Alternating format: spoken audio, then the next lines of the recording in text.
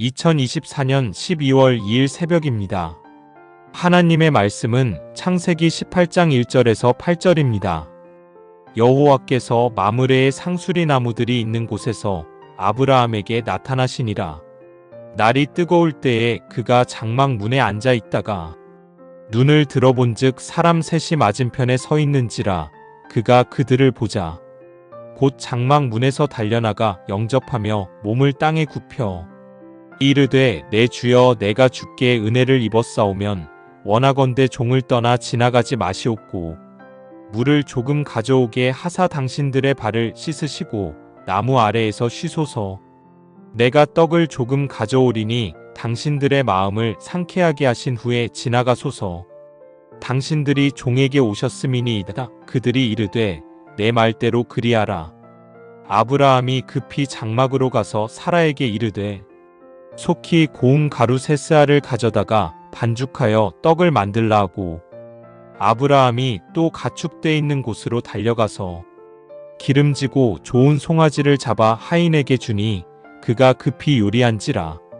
아브라함이 엉긴 젖과 우유와 하인이 요리한 송아지를 가져다가 그들 앞에 차려놓고 나무 아래에 모셔 섬에 그들이 먹으니라. 하나님 말씀을 증거하겠습니다. 우리가 암행어사를 이렇게 잘 알고 있죠. 보통 이들은 이렇게 허름한 복장으로 나타납니다. 평소에 그 고을 그 원님들이 어떻게 백성을 다스리는지 그 모습을 가까이에서 지켜보기 위해서죠. 만약에 암행어사가 자기를 드러내고 다닌다면 그 원님이 제대로 고을을 다스리는지 알 수가 없죠. 그래서 사또죠, 사또. 사또의 평소의 모습을 보기 위해서 자신을 이렇게 허름하게 숨기고 이렇게 꾸미고 나타난다라고 하는 것입니다. 오늘 주님도 이 아브라함에게 나타났다라고 하죠. 근데 그 나그네의 모습으로 나타납니다.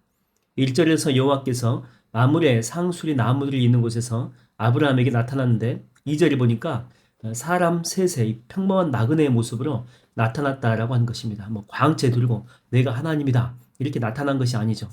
근데 이제 아브라함을 보니까 그들을 극진히 대접하는 그런 모습을 보게 되죠. 그냥 지나가지 말고 발도 씻고 나무 아래에서 쉬었다가 가라고. 그리고 이 세 사람을 대접하는데 떡을 조금 가져온다고 그랬거든요. 근데 세사의 밀가루로 떡을 만들어서 가지고 옵니다. 이 세사는요, 대략 한 23kg 정도 되는 그런 양이죠. 한 240명 정도 먹을 수 있는 엄청난 양입니다. 그러니까 나그네를 그냥 대접한 것이 아니고 극진하게 정말 대접했다라고 하는 것을 우리가 알 수 있다라고 하는 거죠. 그러니까 아브라함을 이렇게 보게 되면요, 복이 그냥 오는 것이 아님을 볼 수 있죠. 정말 복받을 행동을 하는 것입니다. 그러니까 이 평소에도 습관처럼 하나님의 마음을 기쁘게 해드리는 태도가 몸에 박혀 있다라고 하는 거죠. 좋은 습관을 가지고 있다라고 하는 것입니다. 히브리서 13장 2절에 보니까 이렇게 나와 있죠. 손님 대접하기를 잊지 말라. 이로써 부지 중에 천사들을 대접한 이들이 있었느니라. 여러분이 평소에 잘하던 사람들이 실전에도 잘하게 돼 있죠. 이거는 영적 생활도 마찬가지 아니겠습니까? 평소에 기도하던 사람이 어려울 때, 진짜 기도가 필요할 때죠. 그때 기도하는 것이지 평소에 기도 안 하던 사람들이 어려움이 왔다라고 해가지고 기도하는 사람들은 많지 않다라고 하는 것입니다. 그래서 평소에 그 태도와 그 모습이 그 사람이 어떤 사람인지 결정한다라고 하는 것입니다. 어떤 대기업에서 신입생 오리엔테이션을 했습니다. 한 4박 5일 정도 이렇게 진행을 하게 되는데 여러 가지 프로젝트가 있죠. 중간중간마다. 근데 어떤 특정한 프로젝트를 주면서 팀장, 주최 측에서 하는 말이 이 프로젝트를 한번 잘 해보십시오. 근데 이번에는 연습으로 할 거니까 편안하게 준비해서 발표하면 됩니다. 이렇게 이야기를 합니다. 그래서 많은 팀들이 연습이라는 말을 듣고 대충 해가지고 발표한 거죠. 근데 몇몇 팀들은, 그중에 몇몇 팀들은 연습도 실전처럼 하자. 그래서 정말 최선을 다해서 발표를 한 것입니다. 근데 주최 측, 팀장들이죠. 주최 측은요, 그 연습으로 한 것을 점수를 매기고 그 프로젝트를 끝내버리는 거예요. 그래서 많은 사람들이 항의를 한 것입니다. 아니, 이번에 분명히 연습이라고 했는데 이걸로 점수를 매기는 것은 정당하지 않다라고 항의를 강력하게 한 거죠. 그랬더니 주최 측이 하는 말이 뭐냐면 이번 프로젝트는 얼마나 프로젝트를 완성도 있게 하는가가 아니라 평소의 업무 습관을 테스트하는 그런 과정이었습니다. 연습 삼아 하는 것도 최선을 다해서 하는 건지 그렇지 않은지 평가하는 테스트였습니다. 이렇게 이야기했다고 하는 거죠. 그러니까 이런 프로그램을 하는 이유가 뭐냐면 연습할 때 그냥 대충 하는 것이 아니고 최선을 다해서 하는 습관을 가진 자가 실제 업무에서도 최선을 다해서 감당한다라고 하는 그런 생각이 있었기 때문에 그렇습니다. 여러분 테니스를 할 때에 서브를 넣게 되는데 보통 이게 공을 2개 주지 않습니까? 한 번 실수해도 다시 한번 기회가 있죠. 근데 이 프로팀 감독들은요, 연습할 때 자기 선수들한테 공을 하나만 준다고 합니다. 바로 이렇게 2개 있다는 생각이 그 선수들로 하여금 최선을 다하지 못하게, 그러니까 생각을 느슨하게 만든다라고 하는 거죠. 처음에 못해도 다시 기회가 있다. 그러면서 기회를 날려버리는 사람들이 의외로 많다라고 하는 것입니다. 그래서 공을 하나만 주고 이번 한 번밖에 기회가 없다. 그러니까 이런 마음으로 서브를 해야지만이 최선의 노력을 통해서 최선의 열매를 낳을 수가 있다라고 하는 것입니다. 우리가 뭐 잘 알고 있는 배우인 그 샤론 스톤은 원래 그 조연을 담당했던 뮤지컬 배우였다고 하죠. 뭐 대역도 간간히 하고. 근데 그는 평소에도 뭐 내가 언젠가는 뭐 조연만 하는 것이 아니고 주연을 할 거야. 그래서 자기 것만 연습해도 되는 노릇인데 주연 것도 함께 전곡을 마치 자기가 주연인 것처럼 연습을 끊임없이 했다라고 하죠. 그리고 마침내 기회가 온 것입니다.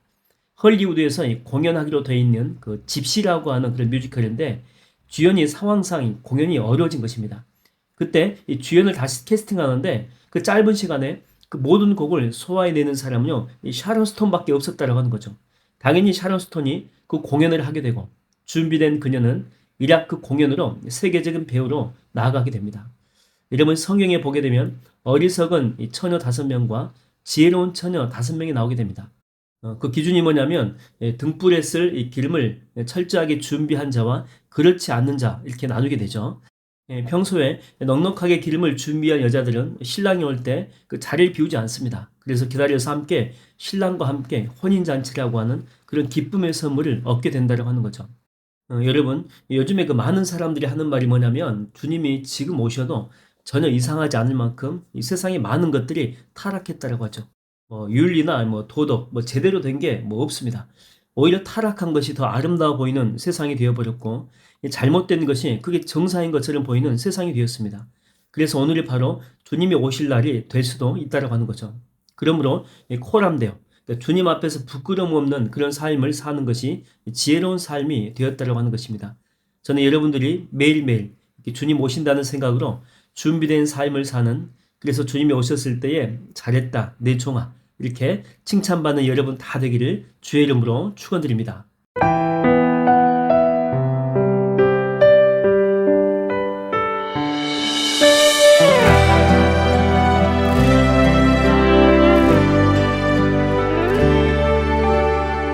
내 백성이 나를 떠나 돌아섰지만 내 사랑이 내 백성을 포기 못하니 내 모든 것 내어주고 나 그들을 얻으리라. 여호와께 돌아가자. 우린 돌아서도 그는 변치 않네. 여호와께 돌아가자. 우린 넘어져도 그 사랑 영원하네.